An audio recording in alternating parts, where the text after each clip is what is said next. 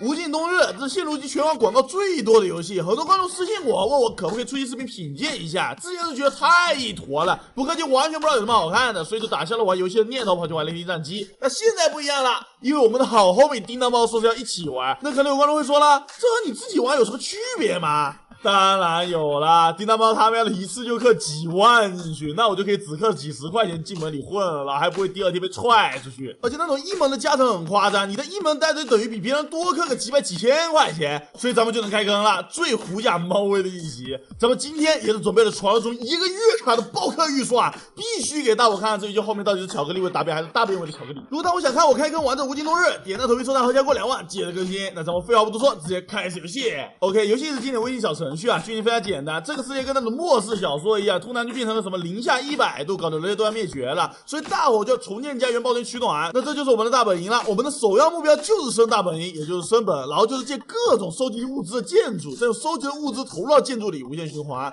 完事还有打斗系统，也是今天你一下我一下，有大刀发到喝茶打斗，打斗我就被牢猫拉进了群。它的最新的1126服，那我寻思我也是刚刚开了号，应该会默认进最新的服玩吧。不好意思，我在什么907服，哥们儿怎么会默认进的老服啊？专门把头身位给人踩是吧？然后我就跑去1126服了，重新开始玩，真麻了。又玩了10几分钟，我终于是解锁大地图和联盟了。大地图就是非常经典的 SLG 地图，你点一只怪排名过去打，等时间，然后告诉你输了赢了，你也不能点进去看到底怎么打的。咱们赶紧进猫博班吧。哦，博成哥也来了。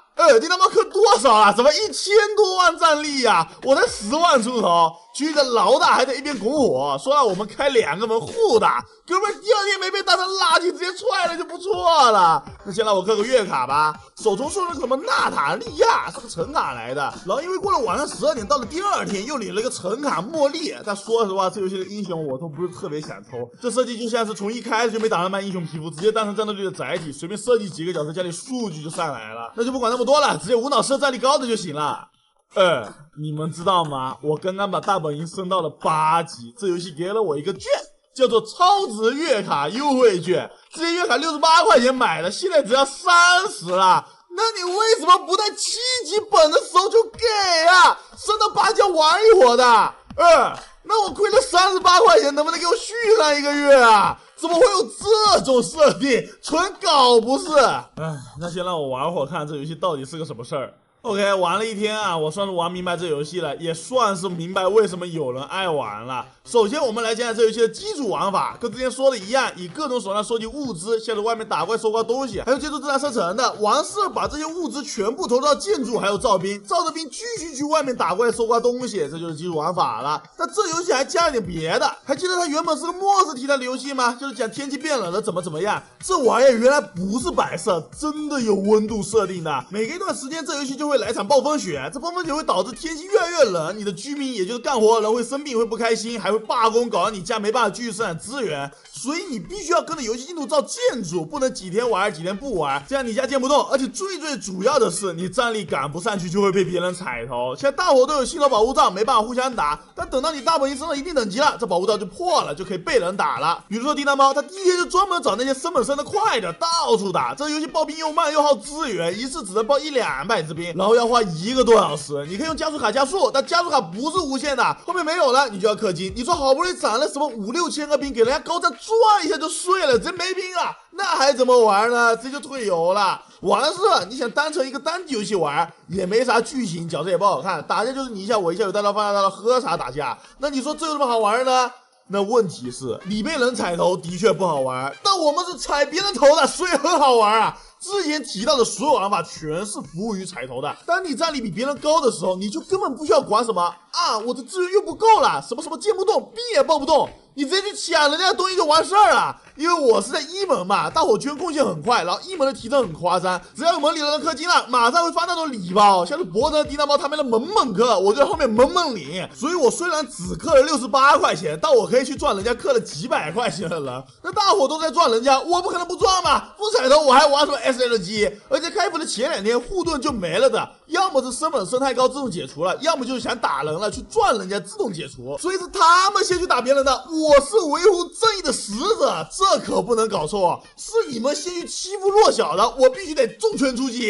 现在这什么1、2、3弹，连个门都没有还去欺负别人，这不得狠打？就一开始说了见骑兵吗？2万战力够了。等了会儿时间没有战斗画面啊，寄了封信，赢了，哥们儿家里直接着火了。其实我可以一直无脑去打他，把他医院给赚烂，他中他的兵就会全死，但没必要啊，赶尽杀绝不是我的作风。接着找一下人吧。其实吧，前几天打架是很亏的，因为前几天大伙资源都不够用的，谁去囤资源啊？这些资源溢出来了才能掠夺，所以前几天打架就是存在恶心了。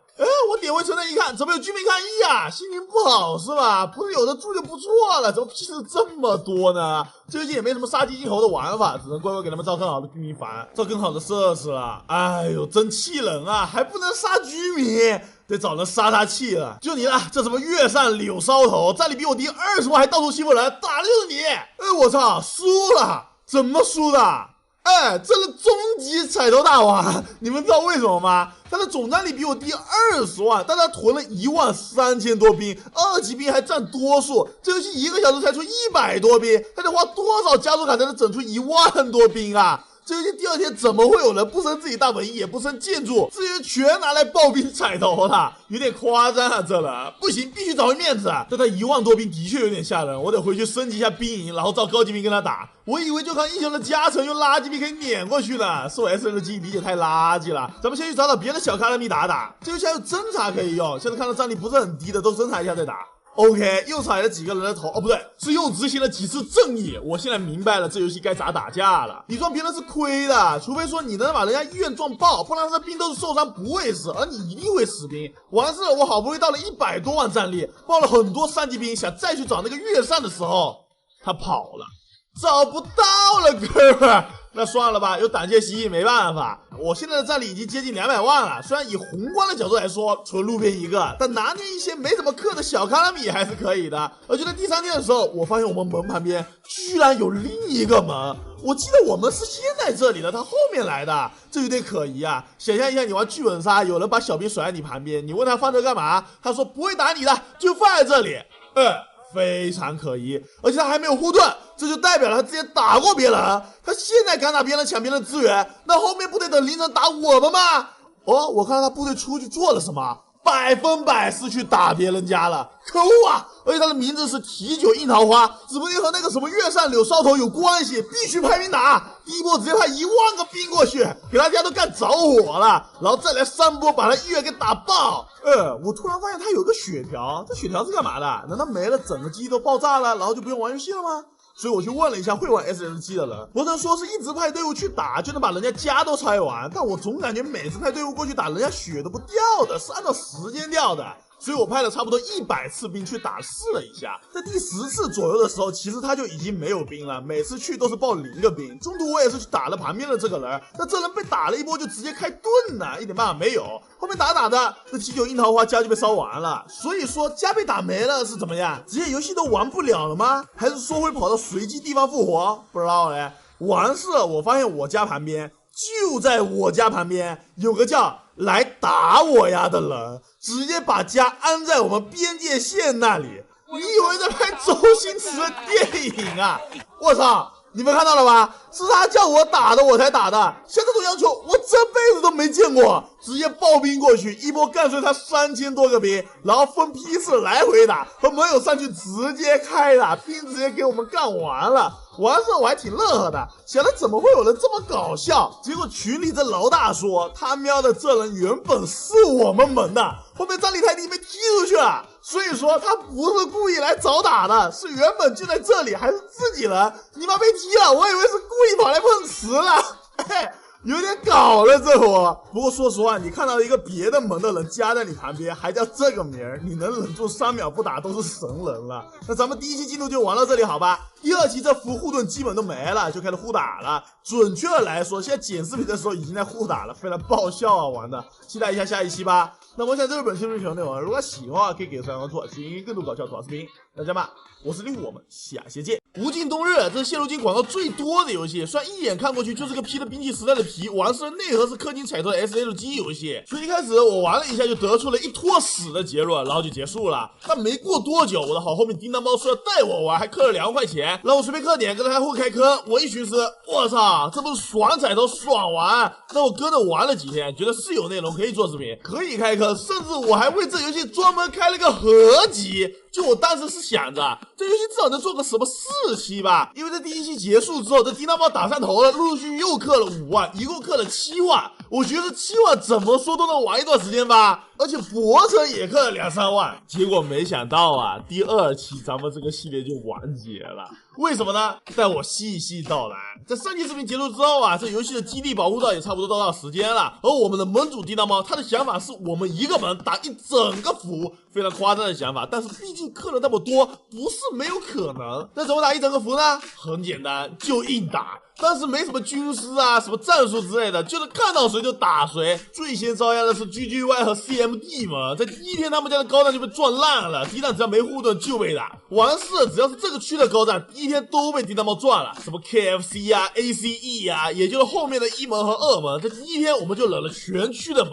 但当时我们觉得无所谓 ，SLG 嘛，反正氪的比你多，踩的就是你的头。然后你敢还手打我们家人，我们就派高站支援自己家第1站，给你兵都撞碎了。这些踩头机制是这样的，你撞人家一定吃亏，就算你的兵比对面多，也是你吃亏，因为你死兵对面不死，兵是优先进医院，超过医院总数的兵，医院就炸了，就开始死兵了。这待不住大伙都是1、2级兵的时候，叮当猫就7级兵开始撞你了。而且这游戏为了让你踩头踩得爽，特意提供了花钻石可以兵快速飞到人家家门口，瞬间开钻，不给对面一点反应时间的机制。甚至盟主可以把我们的盟主宝飞到人家家门口，再让我们花点钻石或者道具飞到人家家门口开钻。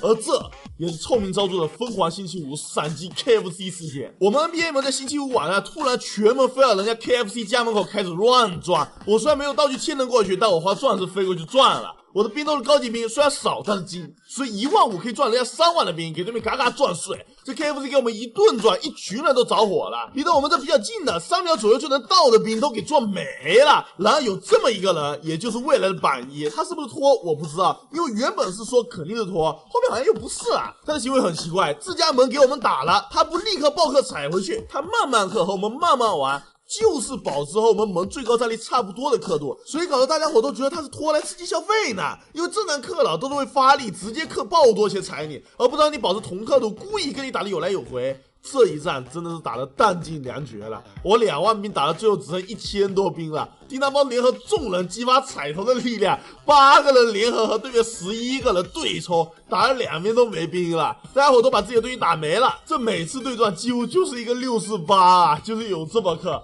当时我就发现没拿下 KFC 好像晚上要遭罪了。那天当晚，对面用相同的战术飞过来，把我们给打了。不过因为我在他们面前是小卡拉米级别的，所以没注意到，没打我。我当时还在外面，不知道这回事，没上线录素材。等我上线的时候，我们已经被打爆了。叮当猫跟他问大伙，觉得 KFT 的高蛋是不是拖？而我们 NBA 所有人都已经玩不了游戏了。那会叮当猫还想着踩头踩回来，对面不知道咋回事，还有资源狂暴兵，而我们是真的弹尽粮绝了，什么加速卡、钻石啊都用完了，那是挤不出一点兵了。现在只有2条路可以走，要么爆氪好几万给他当天踩回去，踩到对面玩不了，要么就原地解散，加到对面盟里。其实也正常，别人都是稳稳发育，一开始没打人，我们盟一上来第1天全打 GGY 脚踩 CMD， 而且打人根本拿不了人家资源，因为人家资源早就在下线之前就去升级建筑或者爆兵了，所以我们就单纯的踩头。完事第2天又去打 OVO， 还有别的什么盟，基本每天都要打4、5个盟，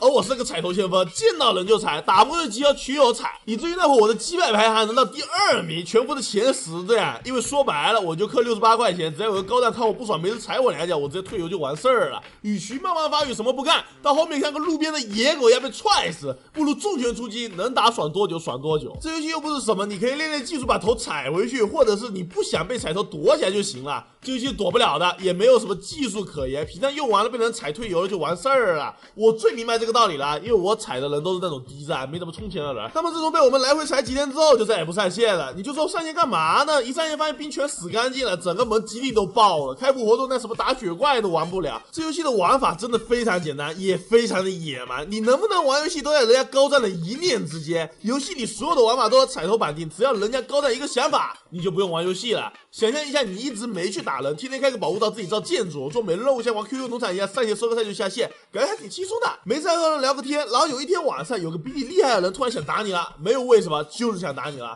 派了5、6波兵过去给你基地干着火了，干碎了。你上线一看，家里兵死完了，每个任务都做不了，因为你没兵了，只能花资源再囤兵。没兵这游戏直接就玩不了了。就打个比方，你玩 QQ 农场，你种的菜别人来偷，并不只是偷1、2个走，是全给偷了。你上线什么都没有了，要重新再种，或者用什么道具加速收菜。完事你菜放在仓库里面，人家可以派他的蔬菜大军来打你，把你仓库里的菜再抢走，那怎么办呢？只能充钱了啊！不充钱就是等着给人踩头啊，没什么好说的。你觉得不充钱也能玩，那是正好没人打你。在 SLG 游戏里面，弱小就是罪，强者就是要羞辱弱者。更别说这游戏可以给你来个基地飞你家门口踩你，就比如说我直接飞到这什么 CMD 家门口，一个一个踩，咋办呢？这上线除了灭火开罩子，什么事情都干不了了，只能被横人踩头啊！现在我们的门也记了，分崩离析了，都加入 KFC 去了。那我们这个系列也完结了，没想到这么快啊！那我这上线随便惹个人，把我的物资全送出去吧。哦，正好我家在 CMD 旁边，之前打了他那么多次，怪不好意思，把资源送给他们吧。就算你高弹把自己兵撞完，这人5万兵被我2万撞碎了1万多啊！哦，我看到这个人好像在线，而且战力还行，我们送他吧。直接一个飞天大作，飞来基地旁边开转，每次过去转都是几千兵，我把物资送给你了。那反正我都不玩了嘛，你们这些居民什么的，之前不是喜欢看役吗？直接把炉子关了，让他们等死就完事儿了。OK， 我们做个总结吧。如果说无尽冬日是有人带你玩，而且那个人是全区氪的最多人，那这游戏还挺好玩的，你可以去踩别人头。那这样的话，这游戏在我答辩排行榜里能排到宗师级左右。但可惜最有可能的情况就是你进去什么事情没干，突然被人踩头了，奖金1门2门什么的战力不够，直接干退游，或者说你很有钱，你自己氪能绑一绑的，这样也不是不能玩。那在我这里，这无尽冬日是必须荣登天仙宝座的，非常有意思的游戏啊，有意识到这个系列人第2期就被腰斩的程度。那我想这是本期的穷牛如果喜欢的话，可以给个3关注，寻更多搞笑吐槽视频。那这样吧，我是令狐，我们下期见。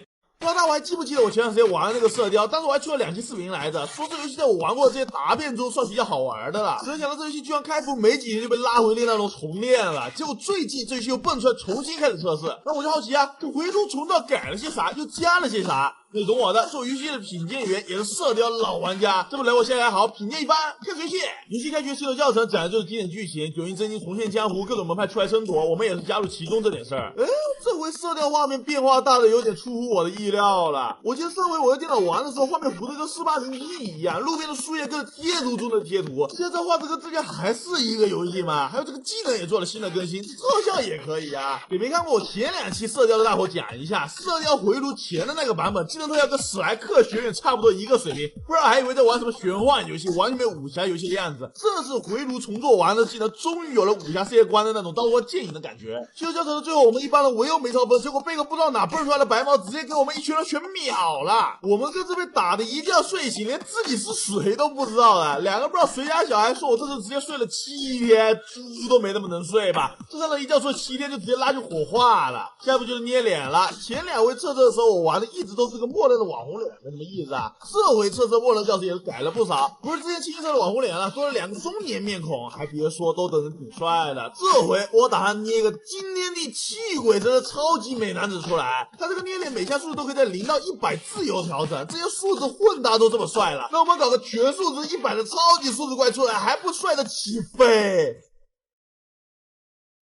大伙还别说，这全100的脸还真不烂，捏的还挺像个人的。 ID 我们就叫100分男领舞。喜欢 ID 紧接着就是选天赋，这个天赋也是分为绿蓝紫金4种品质，每次随机6个出来，也不知道能不能随机出全金。我这次要玩的主武器是重剑，所以我们多随机一些跟剑有关的词条就行了。3阶，感觉这个词条还可以，有重剑伤害还有力的。有一天我们解锁了重剑流派的几个技能，以及射雕最核心的内功系统，会自动修炼，慢慢提升我们的江湖声望等级。射雕的很多功能都需要江湖声望达到才能进入，这个系统只能能通过做每日以及进入修炼来提升，所以我们前期只要每天把4个日常任务做，境界跟战力升上去就可以下副本了。在升级的一路上，我发现射雕这次回炉的不止画质，就连角色建模它也给改了。之前这个游戏除了画面被喷的不像是2024年的游戏以外，最让人诟病的就是这游戏所有的角色长了个娃娃脸，那是宠物系统的瑕疵，更是纯的大头娃娃，这是全给改成正常武侠游戏该有的建模。后面等级升到了24级，接受了门派选择，这里因为是重剑流派，所以选择是主推各种剑法的桃花岛，又学了一套新的重剑技能惊涛剑法，这之后我们也是算师出有名了。接下来我们接到的第一个任务就是通关蓝烟无定法副本，这个是最基础的让我们熟悉游戏底层机制的副本，基本没什么难度，随便就过了。目前这次让我干的最多的副本是封禁赵王府，前几天测试的时候公屏上总能看到有人在找赵王府的 C 或者奶，这我们也来试试副本强度，看我们能不能初见拿下困难百炼难度的赵王府，好吧？我勒个去，这困难百炼难度的赵王府跟正常难度根本不是一个级别啊，BOSS 都不一样。第一把牌的这还是个没奶的终极抽象队伍，我看到这样去升级这下技能，完事以为队里有个47级的大佬稳过了，结果 BOSS 砍我一刀极先滴血，没几刀就给我砍死了，这没奶我们也复活不了啊！哼。好在我后面又找了个全46期还有奶的4保1队伍，跟大伙讲一下机制。这个本的技能挺麻烦的，从第一个 BOSS 沈星刚开始有个水质 buff 会贯穿全程，大伙把这个理解成冻山就行了。每次血条左边出现水质底 buff 的时候，我们都要去 BOSS 边上的烽火台解 buff， 解了 buff 之后，我们身上会有个火圈，这个火圈可以帮队友解水质 buff。这有奶打的就是比没奶爽啊！我每次被 BOSS 打几千血，不过一会儿就回满了。除了这个机制之外 ，BOSS 还会各种锁定攻击，分开躲一下就行了。哦，对了。这 BOSS 还会一手水漫金山，我们得跳到那个柴火的地方去躲，不然还是得团灭。好在这波 BOSS 还没憋出来呢，就被我们秒了。这第二个 BOSS 是拿着3叉戟的小鱼人侯东海，这个 BOSS 除了水质以外，还会丢他的3叉戟，我们得派人去踩3叉戟上吃伤害才不会被团灭。不过这个机制我之前看攻略的时候不是2个吗？现在怎么就1个了？可能是我玩的时候难度已经降了。除了3叉戟以外，这个 BOSS 还有个水质最低的人挡线以及跳谷上躲烂的机制，但是我们队的伤害实在是太高了，这种机制不可能让他放出来，赶紧给他弄死下一个 BOSS 啊！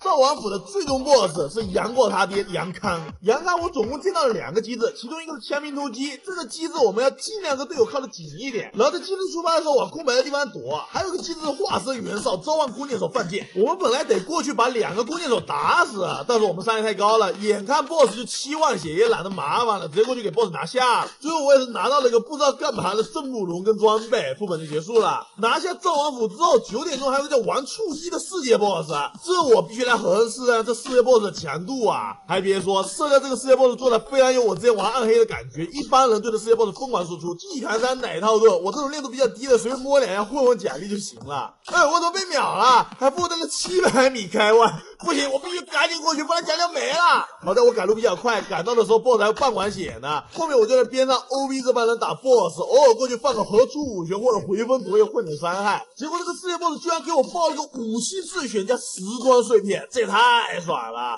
总的来说，这是换新测试比之前强的不是一点半点，技能组也做了优化，不像之前没用的技能一大堆，现在的很多技能都可以看着搭配打出不同的效果来。目前除了测试偶尔有点小 bug 以外，整体还挺好玩的。而且这次捏脸改的是真挺不错的，你可以直接捏个古风美男子，也可以跟我一样当个100分男，比之前捏脸好太多了。喜欢武侠 MMO 大伙有兴趣可以去下一个社交玩玩看。那么我想这就是本期这部调牛啊，如果喜欢的话可以给个3连关注啊，其实可以更多有趣的视频。那对吧？我是李，我们下期见。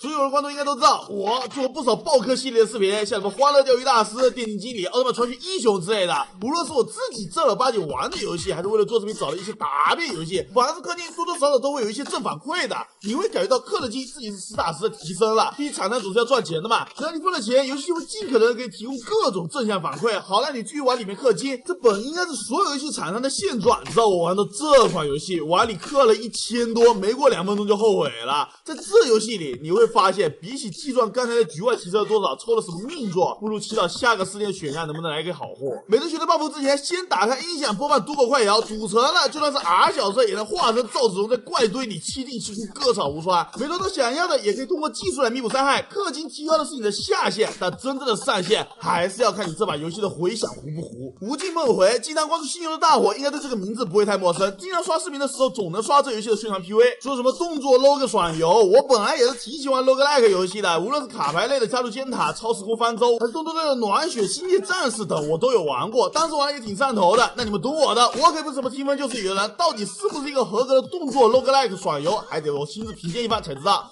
废话不多说，直接开始游戏。剧情大概讲的是主角是一个有特殊能力的人，可以在梦境中保持清醒。为了搞清楚自身为什么每人都会做同一个噩梦，与一个叫蝶老板的人展开了合作，成为了捕梦者，进入梦境中解决人们在梦境中的各种问题。该说不说，这游戏的 Live 2D 做的是真挺好看的，尤其是女主这一副漂漂亮的样子，还是挺对我胃口的。不过既然打着动作 roguelike 的招牌，最重要的还是看看战斗是怎么回事。先攻新手教程 WASD 移动，刚开始我们试用的是一个小丑角色，也就是拿着像长枪一样的武器戳戳戳，然后就是角色大招了，以自身为圆心，在一个范围内发动很多下突刺，这还挺高的，而且 CD 才10几秒。还有一个渗透技能，往目标方向突进一段距离并造成伤害，突进过程是无敌的。看起来角色好像就3个技能，玩到这里我才发现这游戏是没有那种所谓的闪避键的，你想规避伤害就只能用角色生存技能，难怪我刚才按了半天空格和 Shift 都没有闪避，这玩起来有点小别扭啊，没有那种可以无限用的闪避，总感觉有点不适应。不管了，先继续过教程。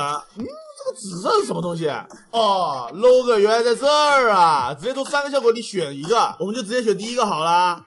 又出来个新角色，拿着双刀看起来挺帅的，说在支援我们的，然后我们就可以操纵他了。哦，我喜欢这个角色的攻击模组挺流畅的，大招和位移都是干净利落的一闪，玩着手感挺舒服的。跟着打完第一个 boss， 新手教程就结束了。跟着剧情走，我们也是解锁了捕梦，也就是抽卡池。先来个10连看看。好吧，无事发生，只有2个子。不过这些角色的立绘都好怪呀！咸鱼之梦真的就是条咸鱼躺着，平 A 叫呸，还有2个技能叫持续性摆烂和间歇性振作。这个间歇性振作开了之后会获得短暂的攻速提升，但效果结束之后就会摆烂，限离自己30%攻速移速。这是什么狼狗啊？还有个什么老铁之梦、log 之梦的。从这些立绘和技能名可以看出，这制作组是真爱整活啊！哦，直接送了我们一个5星吗？从小丑双刀里选一个。说实话，我是更喜欢双刀的手感的，就选双刀吧。大部分角色技能其实挺简单的，重要的是进入副本后选择的回响。角色一共会有6种类型，所以回响也会有6种。这游戏里的回响全都是专属角色的，并且只要你开了这个角色的图鉴，它的回响就有概率出现。比如我这里打完出现的就是感应回响，但我上阵的3名角色并没有感应角色，点进去看是3个 log 之梦的回响，那这个回响岂不是浪费了？然而并不是，这也是我觉得这游戏有意思的一个地方。这些回响就像角色没有边境队伍也可以触发，可以看到我这里直接触发了2个好哥们来帮我打怪，每个角色也会有各种各样的回响，也就是说你可以搭配出很多奇奇怪怪的组合，没有一把游戏是重复的。如果你不喜欢某个角色的回响，也可以在外面把那回响给屏蔽掉，这游戏你就遇不上了。有时候还会刷出专属房间，清完这个房间的小怪会出现那种钻石皇冠，直接给你3个出战角色的专属回响，这些专属给的效果还是挺给力的，有些专属甚至可以改变角色机制。我这些平民之梦的平 A 就是拿着探测器向前挥几下，拿着专属之后平 A 直接变成拿探测器在地上扫描起来了。不知道的还以为哥们是来盗墓的。知道了有改变角色机制的玩法之后，我就想把所有角色都试一遍，看看有什么好玩的玩法。而且这游戏是有重生功能的，你想试什么角色就可以直接拉满，如果不喜欢直接找 NPC 重生1级就可以访问养成材料了，这点还挺不错的，鼓励玩家多去尝试不同的角色。我也是把我有的所有角色都玩了一遍，结果我发现最有意思的一个角色竟然是3星的这个社恐之梦。这个角色是一个寄居蟹，它开启平 A 之后是这样的。我第一次玩这个角色的时候，直接把我整蒙圈了。他的3技能就是周围震一下，看上去平平无奇，但伤害意外的还可以。然后装了之后，它会变大。打怪的时候，我一直跟他转圈，莫名有点好笑。一个角色拿了3个回响之后，还可以触发璀璨效果，强化自己的被动，能再追加1次攻击。打 BOSS 的时候，我直接全程围着 BOSS 转圈，转着转着就把 BOSS 给震死了。来看上去图一看，全是他打的。那有些观众就要说了。你这提错误，你这用龟龟打肯定还伤害最高啊！你用5星角色打早就打完了。别急，这游戏是有组队模式的，我们先用它去匹配路人，看能打多少伤害。可以看到我的2个队友用的都是4、5星的角色，我们就全程用龟龟打。虽然打的时候他们花里胡哨一顿输出，就有一个憨憨跟他转圈，看着的确有点抽象，但别急，等我专属一来，直接咸鱼翻身，专属来。原地打转是个什么？变成原地旋转攻击。